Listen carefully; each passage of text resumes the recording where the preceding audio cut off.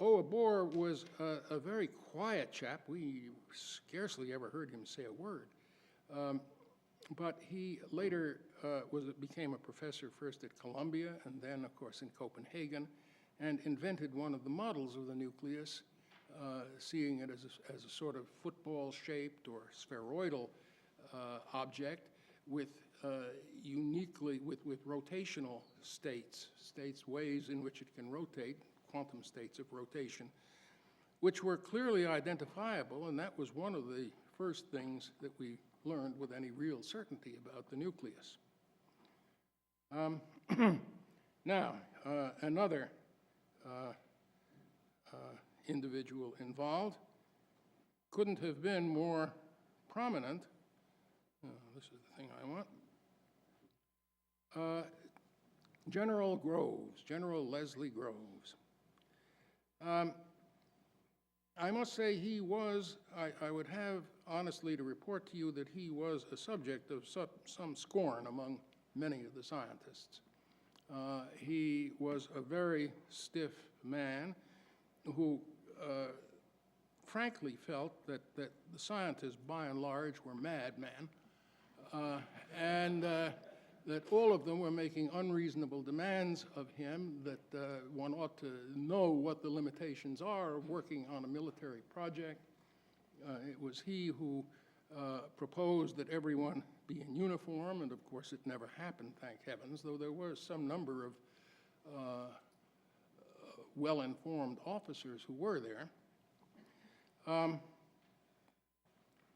But I'd have to say, for all that has been said against General Groves, he did one thing which really went against what he considered his better nature, and that was appointing Oppenheimer in the first place, because Oppenheimer was an extraordinary director who did command everyone's respect, and had Groves done anything less than that, I'm not sure the business would have held together or worked, certainly not within the length of time in which it did. So here we have Groves and Oppenheimer, who were often seen together, and even though Groves was not permanently at Los Alamos, and he spent no more than about a quarter of his time there, the project was, at that stage, quite ramified. There were installations all over the country, as you'll see. But they were two facets, in a sense, of a single personality. There was not much talk about disagreement between Oppenheimer and Groves. I'm sure there must have been plenty, but they appeared to us as one joint personality which worked with very great effect, because Oppenheimer did command uniquely the respect of all of the civilian scientists, and the military ones, I should add. General Groves alone did not, but he was expert in some things.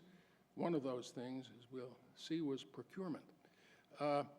His contribution was certainly a positive one, as long as it was appropriately limited. Now, I began, of course, having known nothing of the project on arriving, to learn a bit about it, and there were ways. There was a document room in which you could take out secret documents, read them there, or take them to your office and lodge them in a safe. And I did have the opportunity to find out a great deal about how the whole business had started. It had started, as I've mentioned, with a discovery in 1939 in Germany, which aroused the British and the French rather more than the Americans. And again, it was refugees, people from Europe, who were most aroused about this, because it was clear that the Germans knew initially as much about this as we did. We suspected that as time went on, we might know a bit more, but the contest really was already set in motion, even if America did not regard it in that way. Well, in 1939 already, there had been an extraordinary letter written by Albert Einstein, signed, I should say, by Einstein, who claimed to know nothing of the fundamentals of this.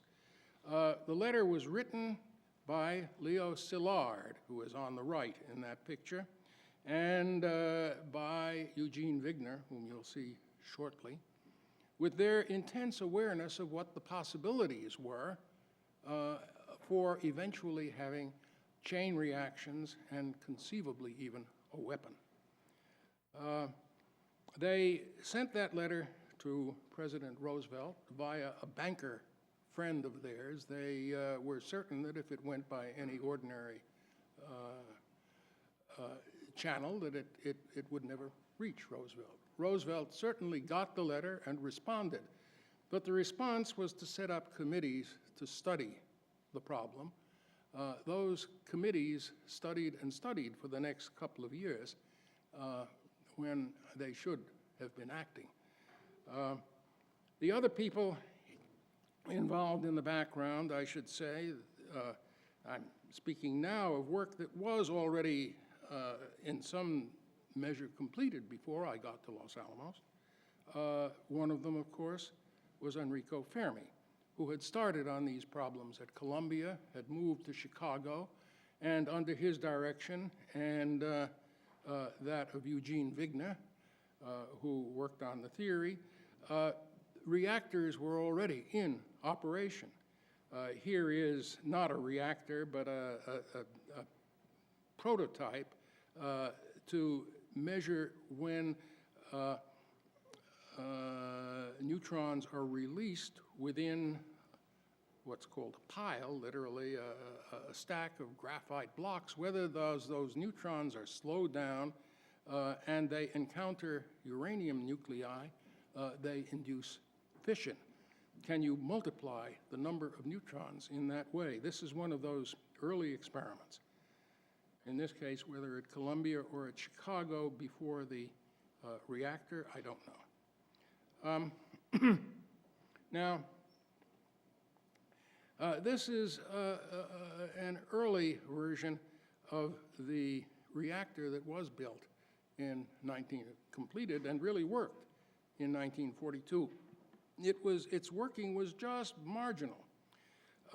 When neutrons are emitted by a uranium nucleus, they come out with high energy, of the order of 1 million electron volts. And the probability for such neutrons inducing fission was not very great.